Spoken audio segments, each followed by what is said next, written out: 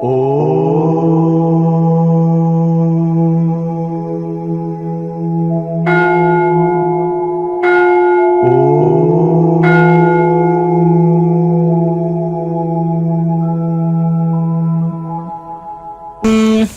స్వరూపులైన KMC channel ప్రేక్షకులకి నమస్కారం. మన దగ్గర రామ్ లక్ష్మణ్ మాస్టర్స్ ఉన్నారు. నమస్కారం అండి. నమస్తే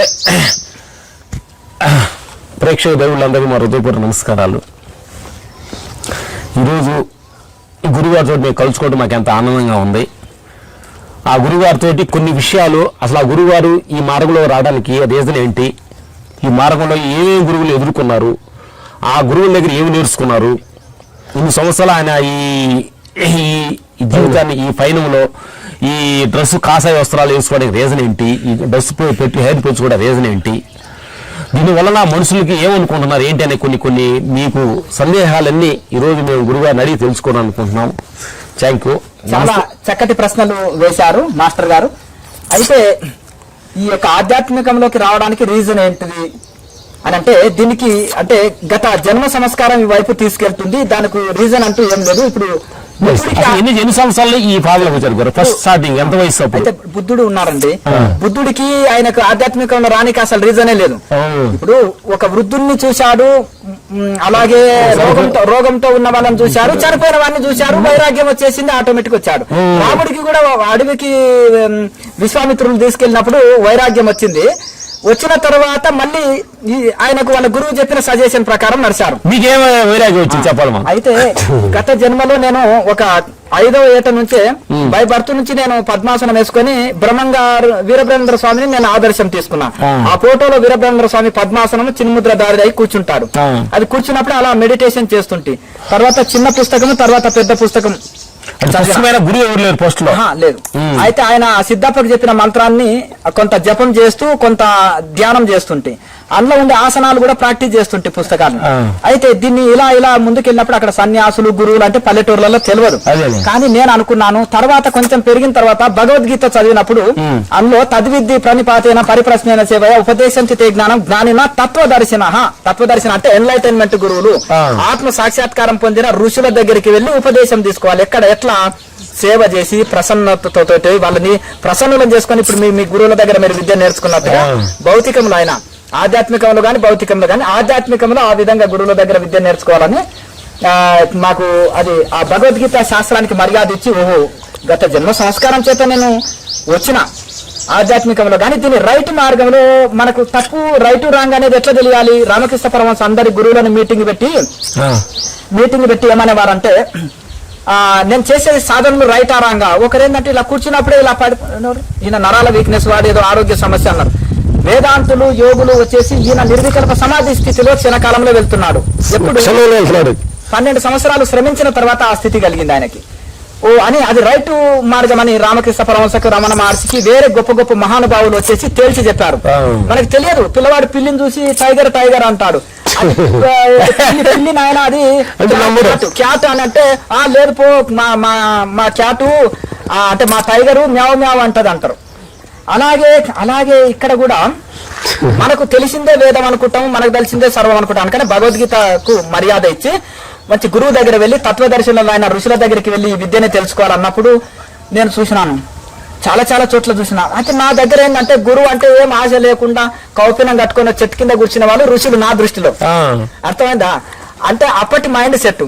అంటే ఇప్పుడు దక్షిణామూర్తి కూడా సకల అందరి గురువులతానికి పోయినాక బూడిద పూసుకొని జడలు ఇలా వేసుకొని ధ్యానంలో కూర్చున్న దక్షిణామూర్తికి సాష్టాంగ ప్రణామం చేసి సనక సనందనులు వచ్చి, అబ్బా గురువు అంటే ఇట్లా ఉండాలి, ఏం వైరాగ్యము, ఒంటి మీద బట్టలు లేవు అని సాష్టాంగ ప్రణామం చేసి అక్కడ విద్య నేర్చుకున్నట్టు నేను నాకు ఎటు తిరిగి వాళ్ళు ఆకర్షించేది. అంటే కొత్తలో మంచి వైరాగ్య పరులు కనిపించాలన్నమాట. ఇప్పుడు నాకు తీవ్ర వైరాగ్యం ఉంటుంది. ఆ తీవ్ర వైరాగ్యంలో నాకు అటువంటి వాళ్ళని నేను ఇష్టపడుతున్నాను. చూసిన అంటే ఏమయ్యా గాడ ఒక ఆయన హెలికాప్టర్ గురువు ఉన్నాడు, ఇక్కడ ఒక గురువుకు 1000 ఎకరాలు ఉంది, ఆ గురువుకు సీఎంలు పిఎంలు గురువు అక్కడ వెళ్ళంటే ఇంకా ఏమో ఈశ్వరేచ్ఛ, ఆయన ఎవరిని దొరికిస్తే వాళ్ళని అలా వెళుతున్నాను. ఎవరు దిగంబరంగా ఉంటారో, ఎవరు ఇది ఉంటారో వాళ్ళని ఆకర్షిస్తూ వెళ్తుంటే అయితే నేను చిన్నప్పుడు ఎక్కడ నీ గురువు అత్తుకునే గురువు కనిపోయాడు? అయితే నేను హిమాలయస్ వెళ్ళిన తర్వాత చాలా మంది గురువులతోటి నేను కలిసి ప్రయాణం చేసిన. నా దగ్గర ఉపదేశం తీసుకొని నిన్ను అఖాడలో నిన్ను సాధువుని చేస్తాను, నా తర్వాత నిన్ను పీఠాధిపతిని చేస్తాను, నిన్ను ఇది చేస్తాను అది చేస్తాను, అరే ఆంధ్ర బాబా అచ్చా బాబా అంటుండే. అప్పుడు మంచి ఏ వ్యసనం లేదు, గంజాయి గింజాయి అలవాటు లేదు, అడుక్కోవు, ఎవరి చేతితో డబ్బులు దాగవు, ఏదన్నా నువ్వు చాలా వైరాగ్యం ఉంది, చెప్పులు లేకుండా నేను నడుస్తున్నావు, చిరిగిన వస్త్రాలైనా ఉంటావు, ఎవరినేం అడగవు. అది అపరిగ్రహం అంటారు కదా, ఎవరినేం ఆశించని గుణము. అంటే మలయాళ స్వామి పుస్తకాలు చిన్నప్పుడు చదివిన, ఇప్పుడు ఆయన లేడు కదా ఉపదేశం తీసుకోనికే, మరి ఎలా అని నేను అట్లా చూసిన అనమాట. నీ చెయ్యి ఇలా ఉండాలి, ఇలా ఉండొద్దు అన్నాడు ఆయన. ఇలా ఉండాలి, ఇలా ఉండదు, ఇలా ఉంటే పాతాళానికి వెళ్ళిపోతావు, ఇలా ఉండాలన్నాడు. అలా అందుకనే నేను ఆ విధంగా చూస్తూ ఇక వెళ్ళిన తర్వాత అవధూతగిరి మహారాజుని చూసినాను. ఆయన ఎవరిని చేరదీయడు. ఇంకా గతంలో ఇంటర్వ్యూలో మీకు చెప్పినాను, ఆయన ఎలా కలుసుకున్నాను, పరీక్షలు ఆకులం తింటే ఉండు అన్నారు, రకరకాల పరీక్షలు పెట్టారు. అయితే ఆ గురువుని నేను ఆకర్షించినాను. మిగతా గురువుల దగ్గర నాకు మిత్రులు ఉన్నారు, నాకంటే పెద్దవాళ్ళు ఉన్నారు, నా గురు సమానులు ఉన్నారు. క్రియ ఎక్కడ ఇంత గురువులు ఏం వేస్తున్నప్పుడు క్రియగా మనకి ఎక్కడ మీకు టచ్ అయింది? అవతార బాబా మీకు ఎక్కడ కనెక్ట్ అయ్యాడు అంటే, అయితే మా యొక్క గురువు గారు పరంపర కదా ఇది. అయితే మా గురువు గారు ప్రణవానంద స్వామి 2 శరీరాల స్వామి శిష్యుడు. ఆయన దేహం వదిలిన తర్వాత సమాధి అయిన తర్వాత ఈయన కూడా హిమాలయాల్లో చిన్నప్పుడే 16వ ఏట వెళ్లి జీవితాంతం ఇంకా తపస్సులనే ఉన్నాడు. 150 సంవత్సరాలు జీవించాడు. కేదార్నాథ్ లో నీలకంఠ పర్వత గుహలో సమాధి అయ్యారు. ఆయన జీవితాంతం అవధూతగా ఉన్నారు, ఎవరితో మాట్లాడలేదు. ఏదైనా ఒక శిష్యుడికి ఉపదేశించి ఇంకా నేను సమాధి అవుదాం అనుకున్నారు. అలా నన్ను ఎంచుకొని ఎన్నో పరీక్షలు పెట్టేసి ఉపదేశం చేశారు. అయితే ఒకసారి మా గురువు గారు ఒక గుహలకు వెళ్ళిపోయి ఒక 3 రోజులు రాలేదు, ఇప్పుడే వస్తాను పోయారు. ఏంటి గురువు గారు ఇప్పుడే వస్తాను పోయారు, 3 రోజులు ఉన్నారు అంటే బాబాజీ మహారాజుని కలిసేసి వచ్చిన అన్నారు. మమ్మల్ని కూడా తీసుకెళ్ళండి అని అన్నాను. అంటే లేదు అర్హత సంపాదించాలి, అప్పుడు అమెరికా వాళ్ళంటే వీసా ఉండాలి కదా, ఆ గురువుని దర్శనం చేసుకోవాలంటే అందరు ఇప్పుడు సీఎం అపార్ట్మెంట్ అందరికి దొరకదు. అలాగే అన్నప్పుడు ఏం చేయాలంటే 1 సంవత్సరం ఆ నీలకంఠ పర్వతం వెనక సైడు మౌనం కంప్లీట్ గా మౌనం పట్టి హాయిగా ధ్యానం చేసుకుని ఆయన అన్నారు. అప్పుడు అక్కడ ఏమిటి చిన్న చిన్న దుంపలు దొరుకుతాయండి నీళ్ళల్లో. ఆహారం ఏంటి అక్కడ ఏముంటది, ఇంకా నీకు అన్నము నీళ్లు ఇడ్లీ దోశ కావాలంటే వెళ్ళు, హైదరాబాద్కి వెళ్ళు, మొత్తం దొరుకుతాయి. నీకు దేవుడు కావాలనా అన్నం కావాలనా అంటే దేవుడు కావాలి అన్నం కావాలి 2 కావాలి స్వామి అంటే 2 కోరికలు కాదు, ఏదో ఒకటి కోరు. అన్నం అంటే ఇక్కడ ప్రకృతి మాత ఇచ్చింది. ఏమన్నా సీజన్ వైజ్ దుంపలు కాయ కంద మూలాలు అంటారు. కాయలు కందగడ్డలు అనేది దొరుకుతాయి కదా, కంద మూలాలు అంటే చెట్టు మూలాలు. అవి తర్వాత రకరకాలుగా మనకు వైజాగ్ సైడ్ ఇప్పుడు పెండూలం గడ్డలని ఇంత పొడుగు దొరుకుతాయి. అవి పచ్చివి ఉడికించవచ్చు. తర్వాత చిలగడ దుంపలు రకరకాల ఆలు ఉంటాయి కదా, ఇవన్నీ దుంపలే కదా. క్యారెట్ ఇవి కూడా దుంపలే. ఇవన్నీ రకరకాలుగా ఆ సీజన్ వైజ్ గా ఆ ప్రదేశాల్లో కొత్త రకము ఉంటాయి. ఆ దుంపలు అవి తిని లేదంటే ఆ పూలు ఇవి తింటూ బాగా మూలలో ఉన్నారు. చేసిన తర్వాత వెళ్ళారు మీరు? వెళ్ళలే. అయితే అవి కొన్ని సంకల్ప శక్తి ద్వారా గుహలు సృష్టించుకుంటారు యోగులు, మన అందరికి కనిపించవు అవి. కొన్ని వాళ్ళు ఒక బండరాయి వేస్తే అది మనం తీయలేం, పెద్ద బండరాయి దాని కదిలి చెట్టుని పెరుగుతామా మనం పెరగలేం కదా. అలాగే పెద్ద బండరాయిని సంకల్పంతో వాళ్ళు వేస్తారు, అది మనం వెళ్ళలేం. అయితే ఆ సమయం ఆసన్నం అవుతుంది. అంటే నాకు గిట్టాగిరి మహారాజ్ అని ఒక ఆయన చాలా పొట్టిగా ఉంటాడు. ఆయన ఇద్దరు మహా పైలమాన్లు బాడీ బిల్డర్స్. ఆయన వెళ్తుంటే ఆయన తాక్కుంట వెళ్ళారు కుంభమేళలో. దిక్తేనాయి తోడ దేకే జావో అని అన్నాడు. అని ఈయన అన్నాడు. అంటే దిక్తానాయి అమలోగం పైలమానం అంటాడు. అంటే మీ ఇద్దరిని నా లింగం మీద లేపేస్తానన్నాడు. లేపుతా అన్నాడు. అంత సాధువు లేకపోతే ఇదంటే దానికి ఒక పెద్ద రాడు చుట్టాడు, ఇద్దరిని కూర్చోబెట్టాడు బాడీ బిల్డర్స్ ని. కూర్చొని ఇట్లా కూర్చున్నాడు. హరహర మహాదేవ్ అన్నాడు, ఇట్లా కూర్చున్నాడు. అని వరకు అబ్బా మేము పచ్చి మాంసం తిని కండలు పెంచేసి ఇంత కండల రాయిని ఒక్క బక్క చిక్కిన సాధువు బాబా క్యా కాతే హో అన్నాడు. పతలా ఏక్ రోటీ కాతే బస్, పతలా ఏక్ రోటీ కాతే బస్ అన్నాడు. అబ్బా యోగం శక్తి తోటి కదా ఈయన. హనుమంతుడు దేనితోటి ఎత్తాడు? బూస్ట్ దాగా కోకోకోలా దాగా కొండల్ని ఎత్తాడు యోగ శక్తి తోటి. విశ్వామిత్రుడు ఎట్లా సృష్టికి ప్రతి సృష్టి చేశారు, యోగ బలం నాయన ఇది అన్నప్పుడు బాబా మేము కూడా మీ దగ్గర ఈ శిష్యులుగా చేరుతామన్నారు కదా. మాట ప్రకారం శిష్యులుగా చేరి ఈయన దగ్గర యోగ సాధనలు ఇవన్నీ శిక్షణలు పొంది వాళ్ళు మారిపోయారు. అయితే అప్పుడు ఆయన నాకు మా అఖాడ సాధన స్వామీజీ గనక గిట్టాగిరి మహారాజు గారు ఏ జ్ఞానగిరి ఇది రావు అన్నాడు. అని అంటే మహారాజ్ బోలి అంటే అన్న తర్వాత అప్పుడు పరిచయం అయింది. పరిచయం తర్వాత భవిష్యత్తులో నేను మౌనం పాటిస్తా త్వరలో, తర్వాత నీతోటి ఒక పని ఉంటది, నేను చిట్టి మీద రాస్తా, దాన్ని ఫాలో కావాలన్నాడు. అప్పటికి కొన్ని సంవత్సరాల తర్వాత మళ్ళీ నాకు కలిశారు. కలిసిన తర్వాత నేను కైలాస యాత్ర వెళ్తున్నాను అన్నాడు. నాతోటి నీకేం పని, దిగంబరి, నువ్వు అప్పుడు పత్తులా రొట్టె తింటుంటూ అది కూడా వదిలేసి నిరాహార యోగిగా మారిపోయినావు, ఇంకా నీతోటి నాకేం అవసరం అంటే పేపర్ మీద రాసి చూపెట్టాడు. అంటే ఇప్పుడు చైనా వాళ్ళు ఇప్పుడు వేరు అయింది కదా, అక్కడ వీసా పట్టుకోవాలి. ఎవరన్నా మనం పాదయాత్ర వెళ్తున్నాం కదా, ఆ బార్డర్లు ఎవరన్నా అడిగినప్పుడు కూడా ఈ కాగితాలు చూపించి ఈయన మా గురువు గారు అనుకో అంతనే కదా, మా స్వామీజీ ఇవన్నీ ఇద్దరు పేపర్లు ఇవి కాగితాలు ఇవన్నీ ఒకరు ఉండాలి కదా లావాదేవీలు నడిపే వాళ్ళు వెనక, దానికోసం పిలుస్తున్నా అన్నాడు. అబ్బో అసిస్టెంట్ గా పిలుస్తున్నావా, నీకు నా అవసరం ఏముంది అనుకున్నాను. అంటే అట్లా వెళ్ళినప్పుడు ఆ యొక్క కైలాస మానస సరోవరానికి ఇంకా 100 కిలోమీటర్ల దూరంలోనే అయితే ఆ యొక్క కార్తీక పౌర్ణమి రోజు ఇలా ఈ యొక్క బాబాజీ మహారాజు దర్శనం నీకు జరుగుతుంది అని అన్నారు అని మా గురువు గారు చెప్పినప్పుడు, అయితే ఇక్కడ వాళ్ళ మిత్రులు కలిసినప్పుడు వాళ్ళు అక్కడే ఆగిపోయారు. ఆగిపోయిన తర్వాత ఇంకా నేను వెళుతున్నాను ఆ సమయం వచ్చినప్పుడు. అయితే నేను ముందు వెళ్తుంటూ మేము తర్వాత వస్తామన్నారు. అయితే నేను దారి తప్పిపోయి చక్కగా అక్కడ వెళ్ళినప్పుడు, ఏంటిది ఈయన ఈ గిటాగిరి మహారాజుకు దూరమైనాను, నేను దారి తెలియదు, ఆకలిలో అలమటిస్తున్నాను, నా పరిస్థితి ఏంటిదని చాలా ఘోరమైన దుఃఖంలో ఉన్నా. దుఃఖం ఉన్నప్పుడు ఒక శబ్దం లాగా నాకు ఒక రాత్రిపూట ఒక ఆలోచన వచ్చింది. ఈ ఎదురుగా కొండలో ఉండే గుహలోకి ప్రవేశించు, నువ్వు బాబాజీ మహారాజు దర్శనం కోసం నువ్వు పరితపిస్తున్నావు కదా అన్నప్పుడు, ఆ యొక్క కొండలోకి వెళ్ళినప్పుడు ఆ చెట్ల పొదల్లోన ఒక చిన్న స్వరంగం ఉంది. ఆ చిన్న స్వరంగంలోకి ఇంకా వెళుతూ ఉన్న ఒక 5 కిలోమీటర్లు ప్రవేశించిన తర్వాత అక్కడ ఒక ఎంత తేజం అంటే మనకు ఆ యొక్క కంటి వెలుతురు సడన్ గా రాత్రిపూట మన కంటికి ఎంతనైనా వెలుతురు వేస్తే కళ్ళు అసలు తెరవలేని స్థితి ఉంటది కదా. ఇప్పుడు ఈ మధ్యాహ్న సూర్యునే మనం చూడలేం, అంత కాంతితోటి ఇలా కాంతి వెలుతురు వచ్చేవరకు నా కళ్ళు ఇలా ఇదైపోయినాయి. అవి కూడా కత్తులు లాంటి స్వరంగ గుహ లాంటివి, అవి మన నొక్కొని పోతాయి, జాగ్రత్తగా వెళ్ళాలి. ఆ స్వరంగంలోకి వెళ్ళాక ఆ లైటు మెల్లమెల్లగా లైటు కాంతి నుంచి కొద్దిగా దారి కనిపిస్తుంది. అక్కడికి వెళ్ళాక ఆ కాంతితోటి నేను చక్కెర వచ్చి పడిపోయినా. ఒక 4 days అట్లే పడిపోయిన తర్వాత ఏదైతే ఉన్నాడో 1 సంవత్సరం సంకల్పం పెట్టుకొని ధ్యానం చేసిన బాబాజీ మహారాజు దర్శనము. 3 మూరల శరీరం గురు స్వరూపం కాదు. గురు స్వరూపం అంటే మీ కూటస్థ చైతన్యమే, లోపల వెలిగే ఆత్మ చైతన్యం ఏది ఉంది అదే గురు స్వరూపము.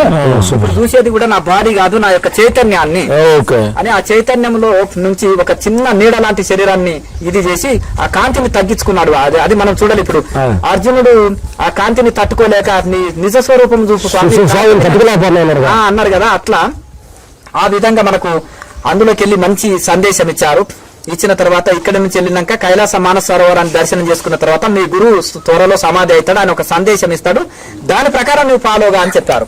మంచి సందేశం ఇచ్చారు, కొన్ని మెలకువలు చెప్పారు, అందులో పుస్తకంలో కూడా రాయడం జరిగింది. ఇది అది నేను 4 days ఆ గుహల్నే ఉండిపోయినానండి. జ్యోతి చూసి కాంతి చూసే ఎంత నువ్వు తట్టుకోలేకపోతున్నా. ఎన్ని రోజులకు నీకు దర్శనం దొరికిందనేది బాబాజీ దర్శనం సంవత్సరం ధ్యానం చేశాను. ఆ మానస సరోవర యాత్ర వెళ్తున్నప్పుడు ఆ గుహలో ఆ విధంగా బాబాజీ అంటే నేను ఒకటే ఆయనను స్తోత్రం చేసింది, ఇది నా యొక్క గొప్పతనం కాదు, మీ దయా దాక్షిణ్యము, మీ యొక్క కరుణ, వాత్సల్యము, ప్రేమతోటి ఆ దయ కలిసి నిజ స్వరూపం మీరు చూపించారే తప్ప ఇది నేను ఆ అర్హత నాకుందని కూడా నేను భావించను, అది మీ దయ వల్లనే నేను చూడగలిగినానని ప్రార్థన చేసుకొని సాష్టాంగ ప్రణామం చేసుకొని మళ్ళీ మెల్లగా అక్కడ నుంచి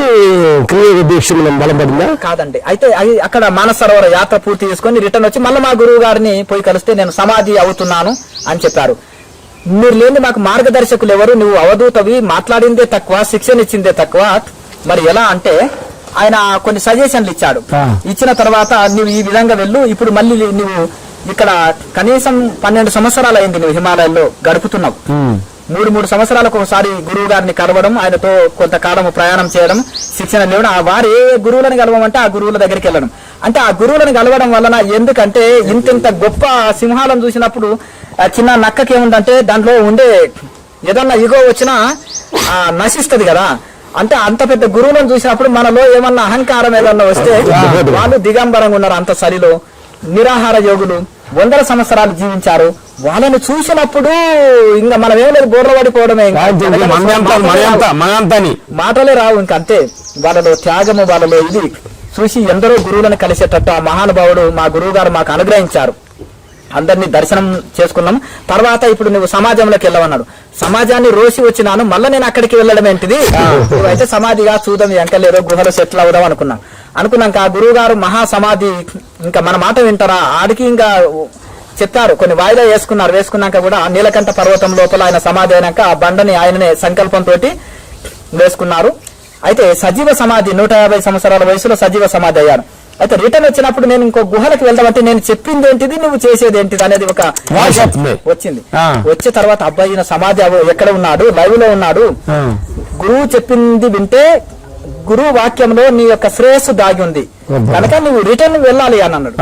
అన్న తర్వాత ఇంకొకటి కోరినా, నేను వెళ్ళినా అక్కడ నెలకొక రోజు శిక్షణ ఇచ్చి మిగతాప్పుడు ధ్యానంలో గడుపుతుంటే దానికి ఓకే అన్నాడు. పర్వాలేదు, ఏదో రకంగా ఉపయోగపడి కొన్ని రోజులకు పూర్తిగా వెళ్ళు మెల్లమెల్లగానే. అంటే ఇక్కడ నువ్వు ధ్యానం చేసింది ఎవరు చూస్తారు, మస్తు చెప్పొచ్చు. నేను గాలి తిని బ్రతికినా, నేను 12 చేసుకున్నా, 3 పూటలు తిని పడుకున్నా కూడా ఎవరికి తెలియదు. ఇక్కడ సమాజంలో కూడా ఆదర్శం చూపాలని నేను, నాకు పండ్లు పూలు పైసలు ఎవరు తీసుకురాకండి, నా దర్శనానికి ఎవరు రావద్దు, నాకు ఎవరు సమాజంతో అక్కరలేదు అని ఆడ బోర్డు రాసి గేటుకు తాళాలు వేసుకుని ఒక 6 సంవత్సరాలు లోపల కూర్చున్నా. అది ట్యాప్ డైరెక్ట్ నల్ల నుంచి కడిగేదానికి నీళ్లు పోతాయి కదా, దానికి వేసుకుంటే 24 గంటలు నల్ల వచ్చేటట్టు. ఆడ పండిన సంవత్సరం వంకాయలు పచ్చివి తిన్నా అని చెప్పినాను కదా గతంలో. అలా ఆడ ఏది ఆకులో పూలో లేకపోతే పచ్చి కూరగాయలు ఏవి దొరికితే అవి కాస్తే అవి తినడము. ఇక తర్వాత ఇంకా అవి ఏవి లేనప్పుడు కొన్ని నవధాన్యాలు ఉంటాయి కదా, నానబెడితే మొలకలేని, అట్లా ఆ విధంగా ఏది వండంది ఏది దొరుకుతుంది ఆ విధంగా ఉండి ఉన్నాను. తర్వాత ఇది ఊరుకు దగ్గర ఉంది, డిస్టర్బెన్స్ అవుతుంది అనేది పంట పొలంలో మళ్ళీ ఒకటి అండర్ గ్రౌండ్ నేల మట్టం చేసుకుని అక్కడ ఒక 6 సంవత్సరాలు మళ్ళీ అక్కడ ధ్యానం చేసుకుంటున్నాను, గేట్లు ఎవరికి తీయకుండా. అయితే తర్వాత ఏం చేసినంటే అండర్ గ్రౌండ్ ధ్యానం మంచిది గురుగారు. ఏ సమశీతోష్ణ స్థితి ఉంటది, బయటికి శబ్దాలు రావు. కొంచెం ఏంటంటే పదును వస్తే మళ్ళా అదే దాన్ని ఏమంటారు, కార్బన్ డైఆక్సైడ్ అదే దాన్ని ఏమంటారు విషవాయువు వచ్చే అవకాశం ఉంటుంది. దాన్ని జాగ్రత్తలు పాటించాలి. ఫ్రెష్ గాలి ఒకసారి వచ్చేటట్టు చూడాలి. గాలి వెలుతురు ఆక్సిజన్ అందే దగ్గర మంచిది, ఎదురు గాలి ఉండొద్దు. మళ్ళీ అట్లంటే ఇప్పుడు క్రియ ఎప్పటి నుంచి శిష్యులు ఇవ్వడం స్టార్ట్ చేశారు? 2014లో మా గురువు గారు నేను ధ్యాన స్థితిలో ఉన్నప్పుడు నాకు సందేశం వచ్చింది. ఇప్పుడు నువ్వు ఒక పుస్తకం రాయాలంటే నేనేమి పుస్తకం రాయడం ఏంటి, నేనేం పీజీ పిహెచ్డీ చదవలేదంటే ఆయన ఒకటే చెప్పారు, గొప్ప గొప్ప వాల్మీకి ఋషి చదవలేదు, వేదవ్యాసుడు కూడా ఏం చదవలేదు, తపస్సు ద్వారానే గ్రహించుకున్నారు. ఇంకా గొప్ప గొప్ప ఋషులు కూడా ఇది చదువులతో పీజీ పిహెచ్డీలు వేరు, భౌతిక చదువు. ఈ ఆధ్యాత్మికం అనేది కేవలం అనేది ప్రాక్టికలే ఉంటది ఇది మొత్తం. కానీ దీంట్లో కొద్ది శాస్త్రం కూడా ఉంటే మంచిది. శాస్త్రము థియరీ ప్రాక్టికల్ ఉంటే ఇంకా మంచిది. ఇతరులకు బోధించడానికే థియరీ పనికి వస్తుంది, కానీ ప్రాక్టికల్ అనేది తను ఉద్ధరించనికే, తనను తాను ఉద్ధరించుకోనికే, థియరీ అనేది ఇతరులకు బోధించనికే, ఎక్స్ప్లెయిన్ చేయడానికే పనికి వస్తుంది. కనుక ఆ విధంగా వారు చెప్పినప్పుడు నువ్వు రాష్ట్రం రాయి, ఇది గురువు చేయిస్తున్నాడు, నువ్వు గారు చేసేదాన్నప్పుడు గురువు గారే చేయిస్తున్నాడు అనే భావనతోటి క్రియాయోగ ధ్యానంతో ఆరోగ్యం ఆత్మజ్ఞానం అనే పుస్తకం రాసి 20 జిల్లాలు తిరిగి శిక్షణలు ఇచ్చారు. పట్టుకొని తిరిగి చేసిన ఆ పుస్తకం అన్ని రైల్వే స్టేషన్ లో మార్కెటింగ్ చేసిండ్రు వేరే వాళ్ళు, అన్ని షాపుల్లో సేల్ అయినాయి. ప్రతి మన తెలుగు రాష్ట్రాల్లో ప్రతి దగ్గర దొరికింది.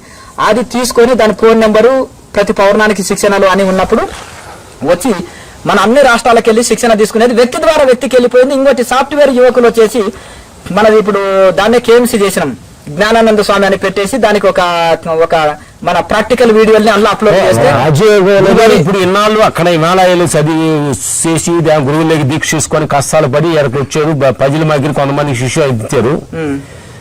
ఇప్పుడు అక్కడ గురువుల దగ్గర ఏం నేర్చుకున్నారు, గురువుల దగ్గర నేర్చుకున్నది ప్రజల్లోకి వచ్చి ఏం నేర్చుకున్నారు, ఇంటికి డిఫరెంట్ ఏంటి గురుగారు?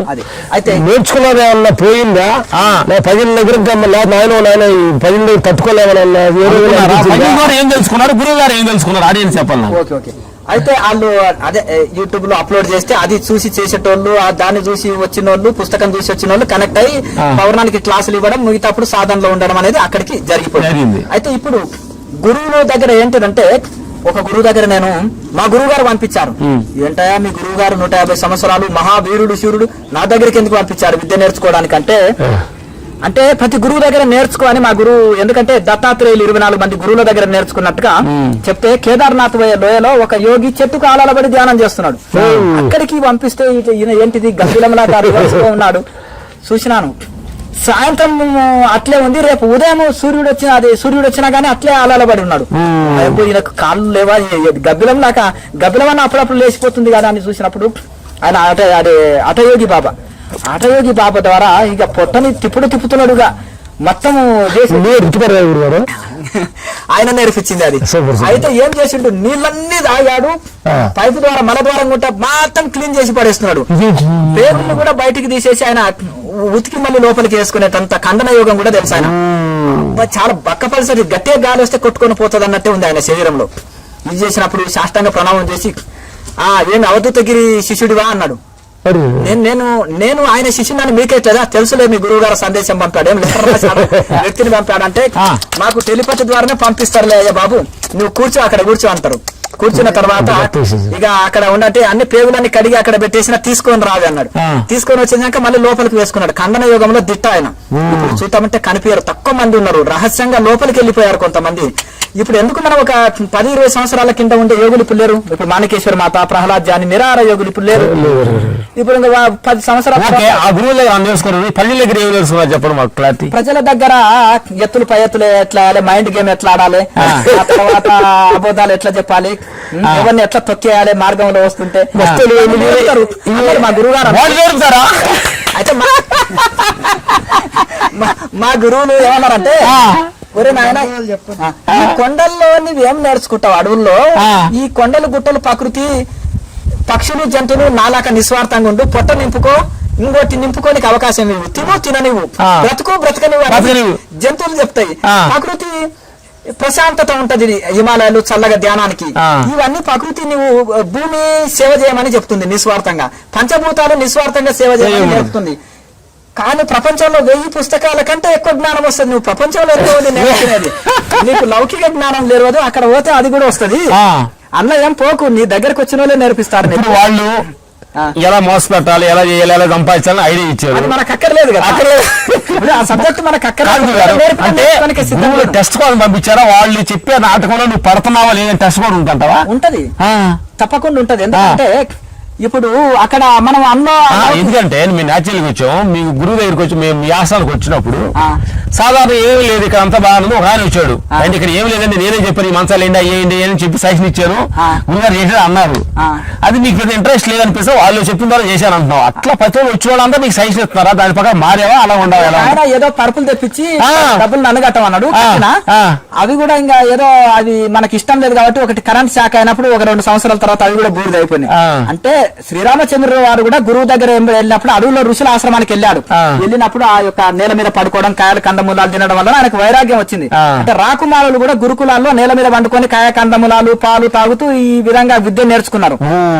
ఇక్కడ కూడా మనం కూడా సోఫా వేసి ఏసీలు పెట్టేసి శిక్షణ ఇచ్చే వరకు ఏంటంటే అతి సౌకర్యం ఉండొద్దు అని అంటలేను, ఉండాలి కనీస సౌకర్యంలో సాపం ఉండాలి, ఏదైనా భోజనం ఉండాలి, మినిమం అంటే సాదా సీదా సింపుల్ భోజనం ఉండాలి. ఇప్పుడు మీరు ఇంత ఉన్నత స్థితిలో ఉండి కూడా సింపుల్ భోజనం సాదా సీదా భోజనం చేస్తున్నారు. ఎందుకు? దీని మహిమ తెలుసుకున్నారు ఆధ్యాత్మిక. అలాగే మనం లగ్జరీ సౌకర్యాలు మొత్తం వాళ్ళకి ఏం నేర్పినట్టు? ఇప్పుడు వాళ్ళు ఇంట్లో ఎవరు పెడుతున్నారు మళ్ళీ ఇక్కడే అనిపించారు, తేడా ఏంటి అంటావా? విమర్శనకు ఫోన్లు తీసుకుంటారు, ఇంట్లో దగ్గర ఫోన్ ఇచ్చిరి, డబ్బులు ఇచ్చిరి, ఆ హోటల్ ఏదైనా తిందామని పోతారు. మీ దగ్గర డబ్బులు ఉందనుకోండి, ఏం మౌనంలోనే ఏమంటారు, ఈడు దాకా పోయిస్తానంటే ఫోన్లే అంటారు. పోయిన ఊరుకోరు, సగం భోజనం పెట్టి బజ్జీలు తినేస్తారు. ఫోన్ అంటే 1 గంట సేపు మాట్లాడొస్తారు.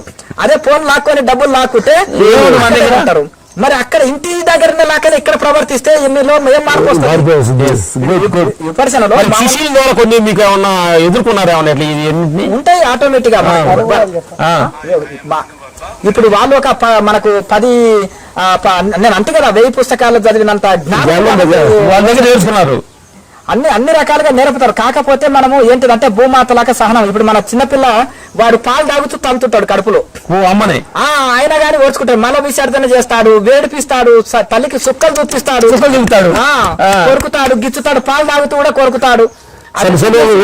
ఎప్పుడన్నా ఇదవుతుందా? ఇంకా అన్ని అలాగే మనం కూడా ఏం చేయాలంటే శిశువుల దగ్గర అంత సహనంగా ఉండాలంటారా? ఇప్పుడు అందుకని వాడు మనకు గురువులు వెళ్ళబోతున్నాం కాబట్టి సహనాన్ని 2 ఇన్సిడెంట్లు చెప్పండి. అయితే ఒక కుర్రాన్ని నాయన ఇక్కడ ఉండు అన్నాడు అనుకోండి, వాడు ఉండి ఏం చేసేసిందంటే ఏదో ఇక్కడక్కడ కట్టేది డబ్బులకు రూపాయి కష్టం ఉండే 25,000 ఉంటే ఎత్తుకొని వెళ్ళాడు అనమాట. అంటే పిలిచి నాయన సరే ఇంటికాడ పని చేయడంట సోమరి అంట. మనం ఏంటంటే ధ్యానులు అనేవి పిలిస్తే అనుకో అన్నం పెడతాము రూమ్ ఇస్తాము, వాళ్ళు ఏంటంటే అన్నం పెట్టిన వాళ్ళకి సున్నం పెడతారు అనమాట. అట్లా కన్నం పెడతారు, అన్నం పెట్టిన అన్నం కన్నం పెడతారు. అట్లా కనుక మనం ఇటువంటివి ఉంటాయి అనమాట. అట్లా రకరకాలవి ఇటువంటివి రకరకాలుగా ఉంటాయి. అయినా మనం ఏంటంటే క్షమాభావంతో మనము వాళ్ళకి ఇంకా మంచి చేయాలనేదే మన అందరిని అనుమానించి అట్లా చేయకూడదు కదా.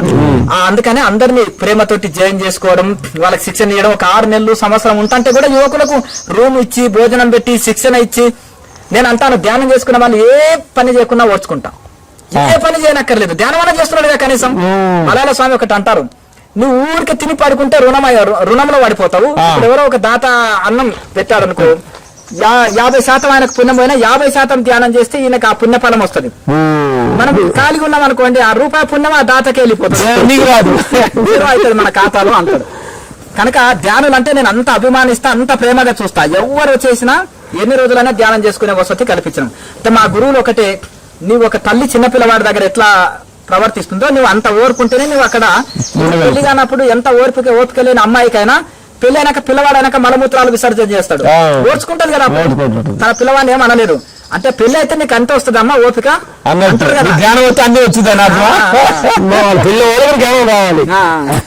ఇప్పుడు. అయితే అలా సమాజంలోకి వచ్చినాక అలా శిక్షణలు ఇచ్చినాం, ఇక్కడ ఉండి శిక్షణ ఇచ్చినాం. ఇప్పుడు ఒక అడుగు ముందేసి పట్టణాలలో ఎందుకు పెట్టాలనుకున్నారు మీరు? ఎందుకు ఆడియన్స్ కోసం ఏం చెప్పాలనుకున్నారు? క్రియా యోగా మెడిటేషన్ ఛానల్. సింపుల్ గా కేఎంసీ అని పెడితే బాగుంటుందని క్రియా యోగా మెడిటేషన్ ఛానల్. ఇప్పుడు సూర్యుడిని ఎందుకు పెట్టాం అంటే కూటస్థ చైతన్యం, అది ఆత్మ సూర్యుడు. మన ఆత్మ ఏంటంటే చైతన్యం రూపంలో, ఆత్మ అంటే శూన్యం కాదు. పెట్టిన తర్వాత మీరు దాన్ని అనుకున్నట్టు మీరు అనుకున్నది చెల్లిందా ప్రజల్లోకి? అంటే ఇప్పుడు గురువుని ఎందుకు పెట్టినాం అంటే బాబాజీ ఆయన గురువు కనుక గురువుని ముందర పెట్టుకున్నాం. కేఎంసీ అంటే క్రియా మెడిటేషన్ ఛానల్, వెనక ఉండేది ఆత్మసూర్యుడు చైతన్య స్వరూపం కనుక అట్లా పెట్టేసినాం. అయితే సరే ఇప్పుడు పుస్తకాలు ఏంటంటే ప్రజల్లోకి బాగానే వెళ్ళి అవి చదివి వచ్చారు. తర్వాత మన ఛానల్లో ప్రాక్టికల్ వీడియో ఈ మధ్యలో ఏంటంటే పుస్తకాలు చదివి ఓపిక కూడా లేకుండా మాకు మేము చూసాం గురుగారు, మీరు తెలియని గురువుల్ని చాలా మంది గురువుల్ని మాటల్ని పైరు బాబా ఏం బాబా ఆ బాబు కూడా మళ్ళీ ఇంటర్వ్యూ చేశారు కదా? చేసినానండి. అంటే మొన్న చేసి మీరు మళ్ళీ ఎక్కడో గురువుల దగ్గర ట్రైనింగ్ అయిపోయి ప్రజల శిశువుల దగ్గర ఉండి మళ్ళీ ఈ కేఎంసీ ఛానల్ ద్వారా కొంతమంది గురువులు కలవడం జరిగింది. అంటే అనుభవ జర్నీ జరుగుతూనే ఉంది, క్రియ జరుగుతూనే ఉంది. శిష్యులు గురువులు మన సాధన. ఇప్పుడు కూడా నేను ఏదైనా హిమాలయాలు పోతే ఎవరికి ఇన్ఫర్మేషన్ ఉండదు. చిన్న బ్యాగ్ వేసుకొని వెళ్తే రమ్తే రామ్ వెళ్ళడం ఎవరికి తెలియదు. వెళ్ళడము నేను ఎక్కడో మా గురువులని కలుస్తుంటాను వచ్చేది. అప్పుడు కెమెరాలు ఇవేవి లేవు. ఇప్పుడు మన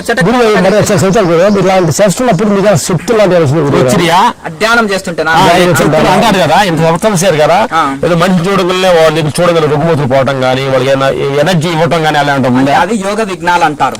కాకినే ముట్టుకోం, కాకి మలాన్ని ముట్టుకోం కదా.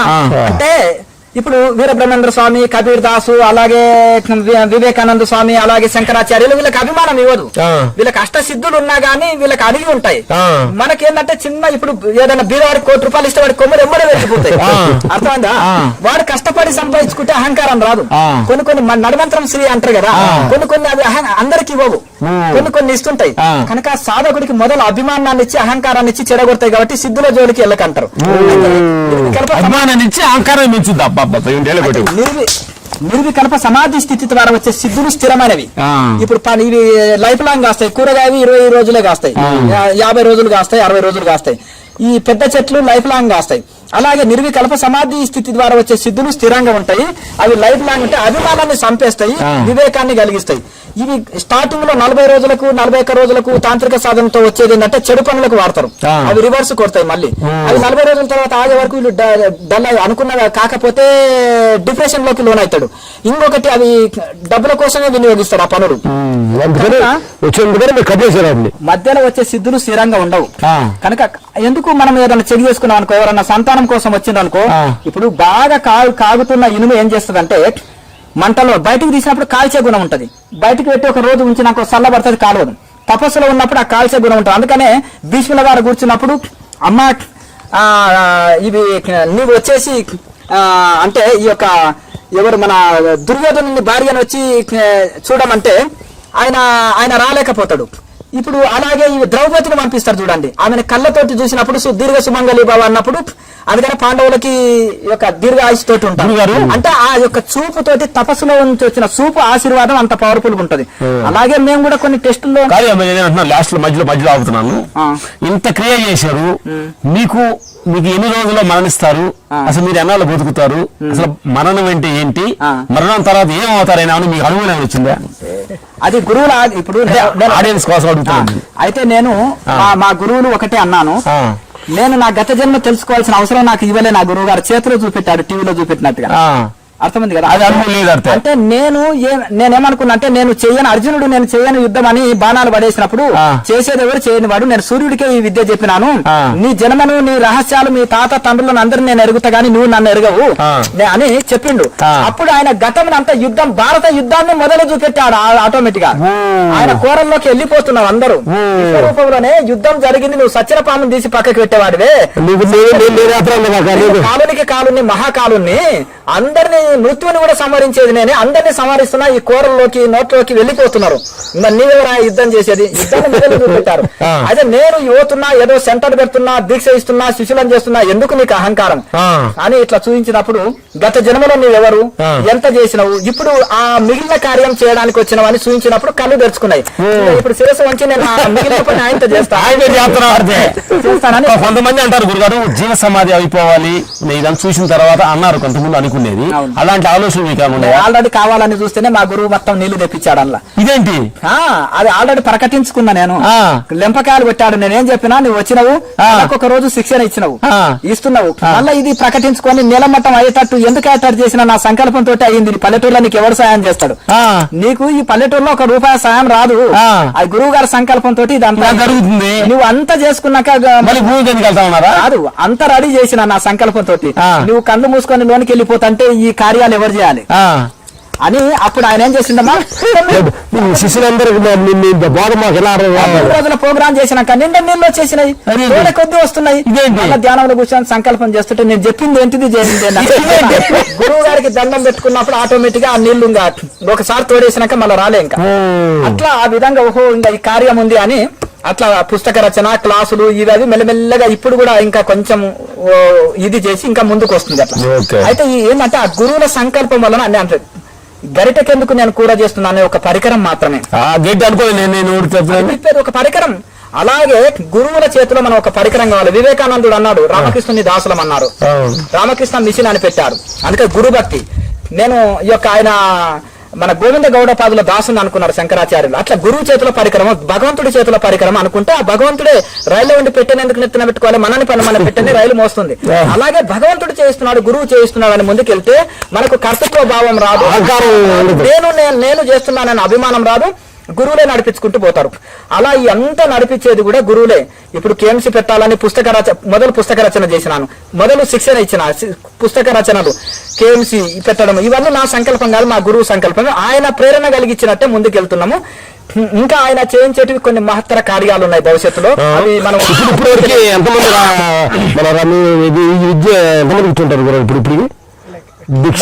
చెప్పలే అంటే మొత్తము నేను 2014 నుంచే నేను శిక్షణలు ఇస్తున్నాను. అంటే వచ్చినప్పుడు చాలా మంది వచ్చారు మన ఆశ్రమానికి. ముందు మనం పంట వేస్తామండి, పంట చేలలో ప్రతిదీ తాలు గింజలు ఉంటాయి కదా, ఇప్పుడు తూర్పాలు పట్టినప్పుడు తాలు గింజలు సగం ఎరిగిపోతాయి, అన్ని గట్టి గింజలు ఉండవు కదా. ఇప్పుడు మామిడి పూత మొత్తం పూసిన కాయలు కాస్తాయి, సూరకాయ ఉంటుంది మొత్తం కాయలు కాయవు కదండి. అలా శిక్షణకు వచ్చిన అందరూ ఇప్పుడు ఇప్పుడు మనం ఏదైనా 200 మంది వచ్చింది అనుకో, అందులో ఒక 40-50 మంది కంటిన్యూ చేసేటోళ్ళు ఉంటారు కదా. అలాగే ఇప్పుడు 1,00,000 మంది వరకు శిక్షణ ఇవ్వచ్చు, అందులో ఒక 20-30 వేల మంది కంటిన్యూ చేసేటోళ్ళు ఉంటారు. అట్లా మీకు అడగకూడదు గురుగారు, ఈ తపస్వర ఏజీ కూడా తగ్గుతుంది అంటున్నారు. మీకు ఎంత ఏజీ, మీకు ఎంత మీకు చిన్న, ఇప్పుడు మేము 7 సంవత్సరాలు చూసినప్పుడు ఎలా ఉన్నారు, ఇప్పుడు అలాగే ఉన్నారు. అంటే నేను ఏంటది హఠయోగం ద్వారా కూడా సీరియస్ గా చేసిన నాకు బాల నడప అన్నమాట. 10వ ఏటనే వెంట్రుకలు తెల్లగానే నాకు. అయితే దీన్ని నేను ఎట్లనైనా చేయాలని అంటే నా పాత ఫోటోలు చూస్తే మనం ఫేస్బుక్ లో అప్లోడ్ చేసిండ్రు, నల్లగా ఉన్నాయి అంట, ఉన్నాయా లేవా, కానీ ఆల్రెడీ నాకు అంతకుముందు తెల్లగా ఉన్నాయి. హఠయోగం ద్వారా నేను తెల్ల వెంట్రుకలు నేను నల్లగా చేసుకున్నాను. పాత ఫోటోలు చూస్తే తెలుస్తాయి. అంటే ఆ శక్తి ద్వారా నేను తెలుపు మార్చవచ్చు. అయితే హఠయోగం ద్వారా అయితే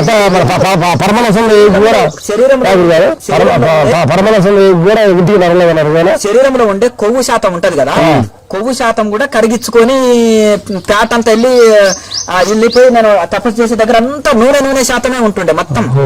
అంటే ఇప్పుడు నేను హఠయోగము నేను చేయను, ఎందుకంటే నాకు అవసరం లేదు. అట్లా అన్ని రకాల ప్రయోగం చేసినప్పుడు ఒక గురువు దగ్గర, ఇప్పుడు హఠయోగి బాబా దగ్గర హఠయోగం నేర్చుకున్నాను. మా గురువు గారే పంపించి అందరి దగ్గర శిక్షణ తీసుకోమన్నారు. అంటే 50 వరకు లోపలే ఉంటాయి.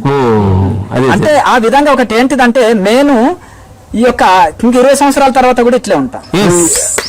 చూడండి మీరు ఎన్ని సంవత్సరాలు మీ గోల్ గురుగారు, ఎన్ని సంవత్సరాలు మీ బతుకుతారు? నాకు జీవితం మీద ఎక్కువ ఆశ లేదు, కానీ మా యొక్క గురువుల ఆజ్ఞ ప్రకారమే నడుస్తుంది అంతే. అయితే ఇంకొకటి ఏంటంటే నా లక్ష్యం ఏంటిదంటే మా గురువులు నిస్వార్థ సేవ చేయమని చెప్పారు. నేను పరికరంగా ఉంటున్నాను. అయ్యో రేపు ఈ రోజు డబ్బులన్నీ ఖర్చు పెడితే రేపు ఉంటాయా అనుకుంటే నేను చేయలేను. గురువు చేస్తున్నా, నా సొమ్ము పోయిందే ఉంది. వివేకానంద ఒక ధాన్యాన్ని ముందుకు తోస్తుంటారు రైతులు, ఈ ఇళ్ళకి తోసినాక మళ్ళీ ఒకరు ముందు కుప్పని ముందుకు దోస్తుంటారు. ఎందుకంటే అలా ఇవి అయిపోయినానుకో డబ్బులు మళ్ళీ ఆటోమేటిక్ గా ఏదో రూపంలో గురువు గారు తెప్పిస్తుంటారు. మనం ఎన్ని ఉంటాయండి పూర్వీకులు ఇచ్చిన గారు. మీకు అనుభవంలో డబ్బుల మీద, పేరు ప్రతిష్టల మీద, ఒక పదవ కాంక్ష మీద దీని అభిప్రాయం ఏంటి? అట్లా ఏమనుకుంటున్నారు ఆడియన్స్ కి? మొదలు గురువులది పెట్టేసి ఆడ కింద ఏదో మా వాళ్ళు చిన్న ఫోటో వేస్తారు. గురువులు లేకుండా పెద్ద కట్అవుట్ నేను పెట్టడానికి ఒప్పుకోను. లేదంటే పెద్ద 20 ఫీట్ల వేస్తాం గురువు గారు అన్నారు. అర్థమైంది కదా. కేఎంసీ లో కూడా మీరే బ్రాండ్ ఉండాలి, వేరే గురువులు ఉండొద్దు అని అంటారు.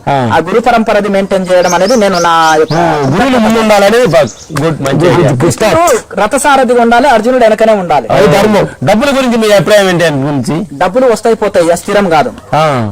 డబ్బులు ఎట్లా అంటే ఇప్పుడు వెలక్కాయ ఏనుగు తిన్నప్పుడు కాయలాకుంటది, ఉదయం వదిలినప్పుడు ఏముండదు, కాయ బయటకు బుజ్జి ఉండదు. కరిమింగిన వెలగ పండు కరనిన్ను సుమతి అన్నట్టుగా అలాగే సిరి ఎట్లొస్తాయి, కొబ్బరికాయలకు నీళ్ళు ఎట్లొస్తాయి అట్లొస్తాయి. పోతే ఎట్లా పోతుంది, ఏనుగు తిన్న తర్వాత ఎలుగ పండు వదిలితే ఎట్లుంటది, ఎంటీ అవుతుంది కదా. అట్లా అంటే సిరి ఏమో కొబ్బరికాయలకు నీళ్ళకి ఎట్లొస్తావో తెలియదు, అట్లా వస్తాయి రాత్రే నీళ్లు.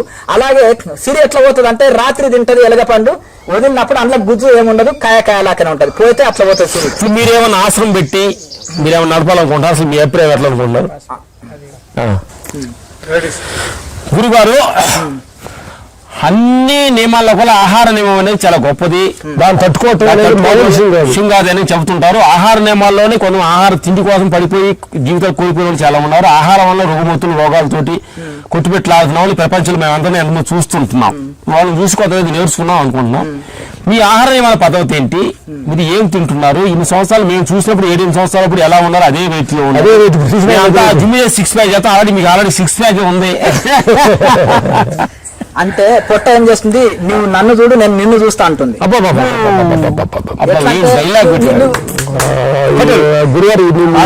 ఈ డైలాగ్ కి ఏంటంటే నువ్వు ఎక్కువ తింటావు అనుకో, నీకు బీపీ షుగర్ లో లేకపోతే రకరకాల రోగాలు లేకపోతే అతి బరువు రకరకాల సమస్యలు సృష్టిస్తా. నువ్వు అసలు తినకపోతే అనుకో నిలువను, నువ్వు మితంగా తీసుకుంటావు అనుకో అన్ని కంట్రోల్లో ఉంటాయి. కనుక ఆ విధంగా పొట్టని చూస్తూ పోతుంటే అన్ని కంట్రోల్లో ఉంటాయి. సకల జబ్బుల కారణం మనం తీసుకునే ఆహారమే, సకల సంపూర్ణ ఆరోగ్యానికి మనం తీసుకునే ఆహారమే కారణం. అయితే ఇప్పుడు మనం వండి తిన్నప్పుడు మృతాహారం అవుతుంది, అది వండకుండా తిన్నప్పుడు అమృతాహారం అవుతుంది. సజీవం ఉంటుంది అందులో. ఇప్పుడు మనం పెనం మీద మనము ధాన్యాలు వేసినాం అనుకోండి, గుగ్గిళ్ళు వేసినాం అనుకోండి, ఉడికించినాము, బీజం చచ్చిపోతుంది. పెనం మీద వేసినా జీవం చచ్చిపోతుంది. అలాగే దాన్ని నానబెట్టి మూట కట్టేస్తే మొలకొస్తుంది, జీవం ఉంది కదా. అక్కడ జీవం చచ్చిపోయింది, ఇక్కడ జీవం వస్తుంది అనమాట. కనుక అట్లా ఇది ఆ విధంగా మనము. అయితే హిమాలయాల్లో ఉన్నప్పుడు మా గురువు గారు ఇక దుంపలు ఆకులు అలము ఏది దొరికితే అది ఇంకా కాయలు కందమూలాలతో గడిచి. ఏంటంటే మేము చాలా విన్నది ఏంటంటే చాలా మంది దుంపలు కాయలు తింటా, కూరగాయలు క్యారెట్ బీడ్లు తింటా, మీరు ఫ్లవర్స్ తింటారు, కారణం ఏంటి? అంటే అడవిలో అవి సహజంగా దొరుకుతాయి కనుక. ఇప్పుడు మనం ఎక్కడ పరిగెత్తనక్కర్లేదు, సహజంగా ఎక్కడన్నా ఒక దగ్గర ఇప్పుడు జలపాతం ఉందనుకోండి, ఆ జలపాతం దగ్గర సహజంగా చెట్లు ఉంటాయి, అందులో ఏదో 2-3 పూల చెట్లు ఉంటే సరిపోతుంది. లేదంటే మనం అక్కడ ఎక్కువ పర్మనెంట్ ఉండాలంటే 2-3 మొక్కలు నాటుకున్నా ఆటోమేటిక్ గా వచ్చేస్తుంది. జ్ఞానానంద గిరికి హైలైట్ ఏంటి అంటే పూలు ఆహారం తీసుకోవడం అనేది కానీ ఇది మీ ఫస్ట్ టైం అనుకోండి. ఏంటంటే ఇప్పుడు మిమ్మల్ని గమనించిన తర్వాత మేము గమనించాం. అంటే గురువారు పూలు తీసుకోవడం కారణం ఏంటి అన్నది చూస్తే ఒక తేనె మకరందం పూలోకి వెళ్ళి అక్కడి నుంచి తీసుకోవద్దు. అంత శక్తి ఉన్నదని మీరు గ్రహించారా? ఎలా పూలు తింటా కారణం ఏంది? ఇప్పుడు నేను అంటున్నాను, మేకలు, ఏనుగులు ఇవన్నీ ఆకులు, అడములు, పూలు అవన్నీ తిని బ్రతుకుతున్నాయి. ఎద్దు ఎండుగడ్డి కూడా తిని వజన బరువు మోస్తుంది. రకరకాల జంతువులు, ఏనుగు అంత బలంగా ఉంటుంది, చెట్టును కూడా పెరికేస్తుంది. మనం ఎందుకు చచ్చిపోతాం? మనం కూడా తిని ఉండొద్దా అని మా గురువు చెప్పిన తర్వాత అది తింటూ ప్రాక్టీస్ చేసిన నీరసం రాలే. యోగా చేస్తున్నాం కదా, ప్రాణాయామ సాధన చేసినప్పుడు శరీరంలో ఎనర్జీ లెవెల్స్ పెరుగుతాయి, మంచి ఇది అవుతుంది కాబట్టి నీరసం ఏమి ఉండదు. అట్లా ఆ సాధనతోటి మనకు ఎటువంటి ఇది కాలేదు. అయితే మళ్ళీ సమాజంలోకి వచ్చిన తర్వాత కొన్ని మార్పులు చేసాం. మొలకలు ఉంటాయి కదా, మొలకలు తర్వాత కూరగాయలు కానీ తీసుకోవడం, ఇది ఏవి దొరికితే అది సహజానికి వండనివి, సమయానికి దొరికినవి తీసుకుంటాం. అయితే కొత్తలు మాత్రం కొన్ని ఇచ్చే సజెషన్ ఏంటిదంటే, కొత్తలో ఉప్పు కారాలు తిన్న శరీరము సడన్ గా అవి మానేస్తే కొంచెం లో బీపీ వచ్చే అవకాశం. ఫుల్ వైన్ కొట్టేవాడు, ఫుల్ బాటిల్ 2 తాగించేవాడు సడన్ గా వైన్ మానేస్తే పిచ్చోడు అవుతాడు. డాక్టర్లే చెప్తారు, అందుకనే టాబ్లెట్ వేస్తారని. అట్లా మెల్లమెల్లగా తగ్గియాలి. నారాయణ స్వామి భోజనం తగ్గించేటప్పుడు కొలత పెట్టుకొని మెల్లమెల్లగా తగ్గి నీకు ఎఫెక్ట్ పడదు అంటారు. కనుక కంట్రోల్ కావాలి. ఇప్పుడు పెంచేది కూడా మెల్లమెల్లగా ఒక సిగరెట్లు తాగి 4 పెట్టెలు తాగేటోళ్ళు అలా తగ్గిస్తూ వస్తే ఎఫెక్ట్ పడదు. వీళ్ళకు ఆ యొక్క నరాల్లో ఆ యొక్క సిగరెట్ గాని, ఆ వైన్ గాని ఇంకిపోయింది కాబట్టి దానికి అదే పడుతుంది. మొన్న ప్రభుత్వం ఒకసారి కళ్ళుని మానివేస్తే ఆడోళ్ళంతా పిచ్చోళ్ళై రోడ్ల మీదకి వచ్చేసారు. హాస్పిటల్లో చేంజ్ చేస్తే ఎన్ని మందులు తగ్గు అవుతారు, మళ్ళీ వాళ్ళకు ఒక గ్లాసు కళ్ళు తాపితే లేచిపోతున్నారు ఇంటికి. ఎందుకంటే ఏ మెడిసిన్ పని చేస్తలేదు. ఎందుకంటే అలా మెల్లగా ఏం చేయాలంటే ఈ వైన్ గానీ, టీలు తాగడం, సిగరెట్లు గానీ ఇట్లా తగ్గిస్తున్నారు. ఉప్పు కారాలు కూడా ఏం చేయాలంటే మెల్లమెల్లగా తగ్గిస్తూ రావాలన్నమాట. అల్లము, జీలకర్ర, వాము ఇటువంటి వేసుకోవాలి కూరల్లో, తొందర జీర్ణశక్తి పెరుగుతుంది. ఉప్పు కారాన్ని తగ్గిస్తూ మెల్లమెల్లగా చేయాలి. తర్వాత ఏం చేయాలంటే 1 పూట భోజనం, ఉదయం ఫ్రూట్స్, సాయంత్రం ఫ్రూట్స్ లేదా మొలకలు ఇట్లా తీసుకుంటూ ఉండాలి. అలా తగ్గిస్తూ 3 పూటలు మొలకలు ఇవేవి తీసుకున్నా ఏం నీరసంగా రాదు. అప్పుడు యోగానికి అనుకూలమైంది అనమాట ఇది. మార్నింగ్ లేచి మీరు ఆసనాస్ కానీ ప్రాణాయామం చేస్తారు గురుగారు? ఆసనాలు, ప్రాణాయామ గతంలో బాగా చేసిన, ఇప్పుడు క్రియాయోగం వరకు ఒకటి చాలా అనిపిస్తుంది. అవసరం అనిపిస్తే అప్పుడప్పుడు నేను ఒక 2 సంవత్సరాలు వదిలేసిన అన్ని ఆసనాలు వేయగలుగుతా. ఇప్పుడు చేప ఈత మర్చిపోతుందా? ఈత మర్చిపోదు కదా, సైకిల్ మర్చిపోదు కదా. అయితే నేను బంగి జంప్ చేసినప్పుడు యువకులు 10 మంది డబ్బులు కట్టి పారిపోయారు, మేము చేయమని. అరే ఒక సన్యాసి చేస్తున్నాడు, మేము ఎందుకు చేయమని మళ్ళీ కొంతమంది యువకులు వచ్చిండ్రు.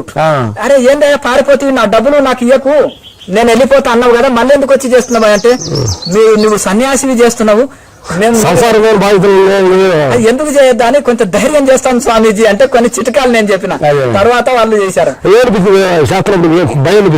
అంటే సడన్ గా లోయే కదా అది, కొంత ఇది అనిపిస్తుంది.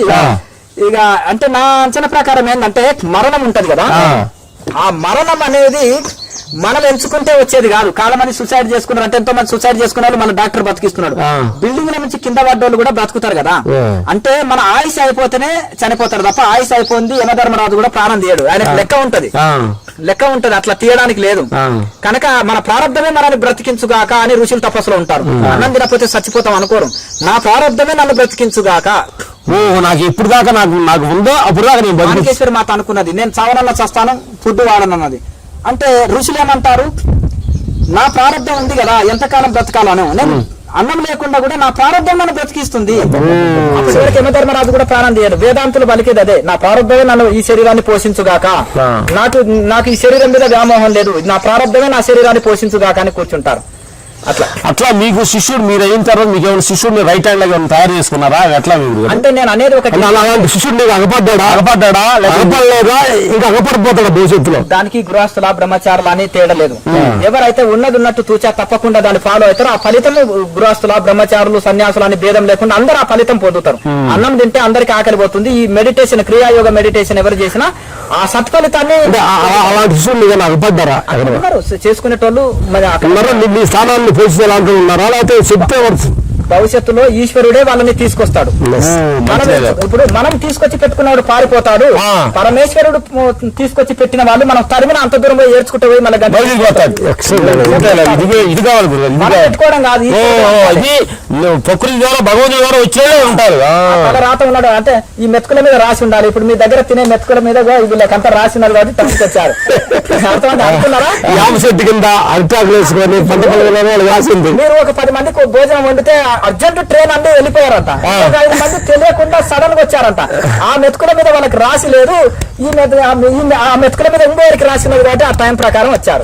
అట్లా గురుగారు మీరు ఊరు వెళ్ళి జిల్లాలకు వెళ్ళి ఏమన్నా ఈ క్రియ చెప్పాలనుకుంటున్నారా, ఎక్కడ రాసిన పెట్టాలనుకుంటున్నారు, ఏంటి మీ ప్రణాళిక ఏంటి గురుగారు? అయితే ఇక్కడ సముద్రంలో ఉప్పు, అడవిలో ఉండే ఉసిరికాయ పచ్చడి రూపంలో కలుస్తుంది. అమ్మాయి ఎక్కడో ఉంటది, అబ్బాయి ఎక్కడో ఉంటాడు. అమెరికాలో అమ్మాయి ఉంటుంది, ఇక్కడ అబ్బాయి ఉంటుంది. అట్లా ఉంటది అన్నమాట. అట్లా వాళ్ళు ఎంచుకోవడం అనేది ఆశ్రమం అనేది కూడా అది ఎవరికి గురువు ఎవరికి ఉండాలి, ఎవరికి శిష్యులు ఎవరు ఉండాలి, ఎవరికి భార్య ఎవరు ఉండాలి, పిల్లలు ఎవరు ఉండాలి, ఏ వృత్తిలోకి రావాలి, చచ్చిపోయిన నుంచి బతికి నుంచి అంటే బ్రతికినంత నుంచి చనిపోయేంత వరకు ఆల్రెడీ లిఖించి ఉంటది. మనం టెన్షన్ పడనక్కర్లేదు. అందుకని ప్రారంభమే నన్ను పోషించుగా కానీ వైరాగ్యంతో ఉన్న వాళ్ళు ఇట్లా నిర్ణయం చేస్తారు. అంటే సోమర్తనం పనికిరాదు, గాల్లో పెట్టి దీపం పెట్టి దేవుడు అనకూడదు. అటు భగవంతుడి మీద శరణాగతి తోటి నీ కర్తవ్య సాధన చేసుకుంటూ పోతే అంతా ఆయనే చూస్తాడు. కుంటివాడు పర్వతాలు ఎక్కుతాడు, మూగవాడు వేదాలు పలుకుతాడు, ప్రకృతి అంతా నీకు అన్ని చూసుకుంటుంది.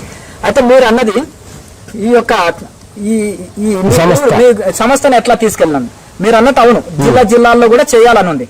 కానీ అప్పుడే నేను ఎలా అంటే ఈ సమాజంలో కూడా ఏదో అరణ్యాల్లో మనము హిమాలయాల్లో తిని పడుకున్నామో సాధన చేసినామో ఎవరికి తెలుసు. ఆదర్శం చూపటం కోసం చాలా సంవత్సరాలు నేను మౌనంలో ఉన్నా. మీరు కూడా రవిశాస్త్రి గారితో ఎన్నో సార్లు మీరు ఫోన్లు చేయించినా స్వామి మౌనంలో ఉంటాడు కలవడానికి మాకు పెట్టింది చేశారు కదా. అప్పుడు నేను కలవకపోతుంటే అలాగే అలా ఇంకా అప్పుడప్పుడే మళ్ళీ తర్వాత ఇంకా మళ్ళీ సాధన ఇంకా కొంత సమాజానికి ఉపయోగపడాలని మా గురువులు ఆదేశిస్తే అలా ఇంకా కొంచెము ఛానల్ వలన మనం ఎందుకంటే పుస్తకాలు చదివి ఓపిక లేదు కాబట్టి ఛానల్ వలన ఎంతో మంది గురువులను పరిచయం చేయడము, ఛానల్ వలన బోధించడము, ఆ గురువుల తన బోధన చేయించడం. అందులో భాగంగా కూడా మిమ్మల్ని కూడా ఎంతో మంది యూత్ మీ ఫ్యాన్స్ ఉంటారు, మీకు అభిమానులు ఉంటారు. కొంతమంది సినిమా పిచ్చితోటి ఏదో ఎదగాలి మనము భౌతికంలో రాణించాలన్న వాళ్ళు మిమ్మల్ని ఆదర్శం తీసుకుంటారు. కానీ మళ్ళీ ఆధ్యాత్మికంలో కూడా మిమ్మల్ని ఆదర్శం తీసుకోవాలి. మనం భౌతికంలో ఆదర్శం ఎదగాలని పోయినప్పుడు మనని 100 మంది వస్తారు, ఆధ్యాత్మికంలో ఆదర్శం తీసుకునేటోళ్ళు తక్కువ మంది ఉంటారు. ఇప్పుడు మిమ్మల్ని భౌతికంలో ఆదర్శం తీసుకొని ఎదగొచ్చు చాలా మంది, ఎందుకంటే ఇంత కింది స్థాయి నుంచి గొప్ప వ్యక్తులుగా ఎదిగారు. కానీ ఆధ్యాత్మికంలో కూడా 0 నుంచి హీరో స్థాయికి వచ్చారన్నప్పుడు అందులో కూడా ఆదర్శం తీసుకోవాలి. కనుక అలాగే మేము కోరేది ఏంటంటే జిల్లా స్థాయిలో కొన్ని కేంద్రాలు ఏర్పాటు చేయాలి. నా ఆదేశం అంటే కానా ఫ్రీ, కెమెరా ఫ్రీ, శిక్షా ఫ్రీ అంటే అంత కదా. ఉచిత భోజనం, ఉచిత క్లాసులు, ఉచిత రూము, ఉచిత సౌకర్యాలు అంతే. అన్ని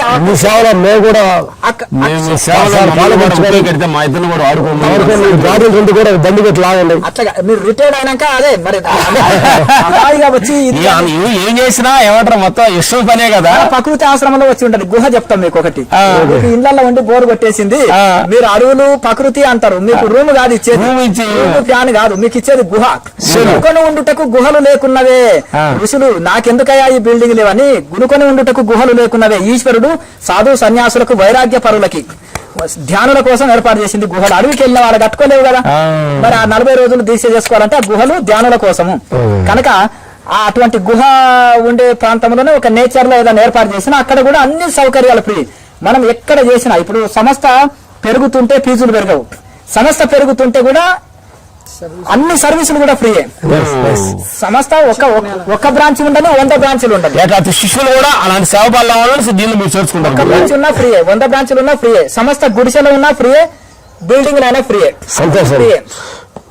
నాకు నచ్చింది ఏంటంటే చూడు మీరన్న మాటలు నాకు నచ్చిన పాయింట్ ఏంటంటే ఈ ఆత్మ విద్య వచ్చి బాగా పామరుడికి కూడా అందాలన్న భావన అన్నారు చూడ నచ్చింది. అంటే ఏదో ఒక ఉన్నతం డబ్బులు ఉన్నవాళ్ళు కారులో బంగాళాలు తిరిగే వాళ్ళు వాళ్ళు ఎవరికి అంతరు చేస్తారు, వాళ్ళు పనిపాటు చేసుకున్న కూలి వాళ్ళు కూడా కొంతమంది రాయడం కూడా మీరు ఇంటింటికి వెళ్ళి ఆ ప్రాంతాలకు వెళ్ళి చెప్పడం అనేది మంచి ఆలోచన. నేను గోవిందాపల్లిలో ఉన్నప్పుడు పౌర్ణానికి ఒక రోజు బయటికి వెళ్ళి అందరికి 12 గంటలు సత్సంగం చేస్తుంటే యజ్ఞము, పూజలు, ఉపన్యాసాలు సింగిల్ సిట్టింగ్ లో కూర్చొని సూపర్. ఉపన్యాసాలు, బోధనలు, శిక్షణలు, వాళ్ళకి ఎవరన్నా పేరు పెట్టాలంటే టక్కున జాతకాలు వాళ్ళ పేర్లు అందరికి పెట్టేసినాను. జన్మకుండల్ని ఇవే ఏ సర్వీస్ కి ఏమైనా ఆయుర్వేద మెడిసిన్ చేసి కూడా ఫ్రీగా ఇచ్చిన.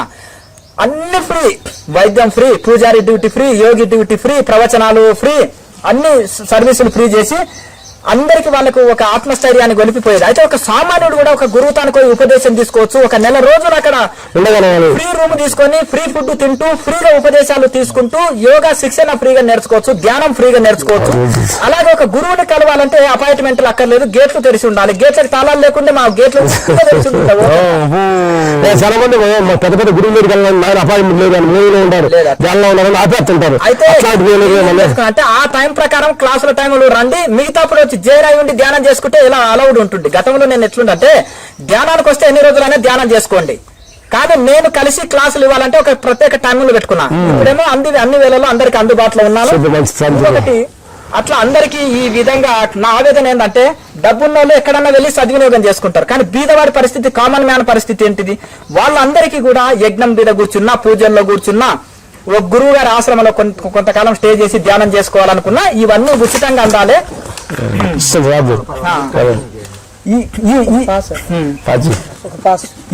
గురుగారు లాస్ట్ క్వశ్చన్ ఆడియన్స్ కి, ప్రేక్షక దేవుళ్ళందరికీ చెప్పబోయేది అంటే మీ జీవిత లక్ష్యం ఏంటి, మీ ప్రణాళిక ఏంటి, మీ సమాజానికి మీ ఎలా ఉపయోగపడుతున్నారు అనేది మాకు కొంచెం చెప్తారు గురుగారు. అయితే నేను అవధూతగా ఉండాలనేది నా లక్ష్యం. అవధూతలాగా మంచి డీప్ గా ధ్యానం చేసుకుంటూనే సమాజానికి ఉపయోగపడాలనేది మా గురువు గారి లక్ష్యం. అయితే అట్లా నేను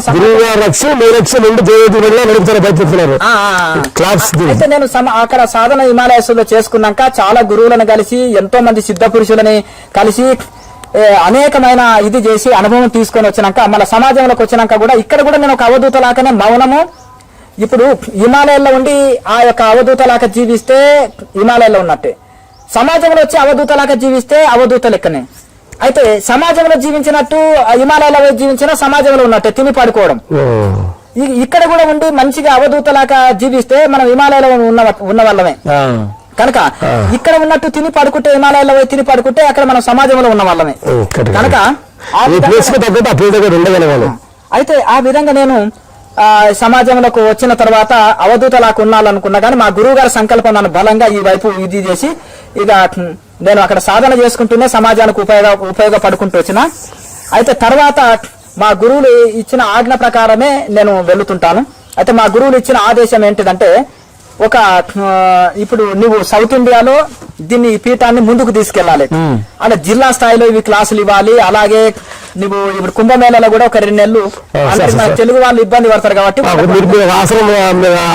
కల్పించాలి, మొత్తం వాళ్ళు వేసిస్తారు. అక్కడ వాళ్ళకు భోజనం పెట్టడము, క్లాసులు ఇవ్వడము, సత్సంగాలు ఇవ్వడము, రాత్రిపూట పడుకోనికి వసతు తెలుగు వాళ్ళకి. ఎందుకంటే అక్కడ షెల్టర్ దొరకడం చాలా కష్టం, చలి ఎక్కువ.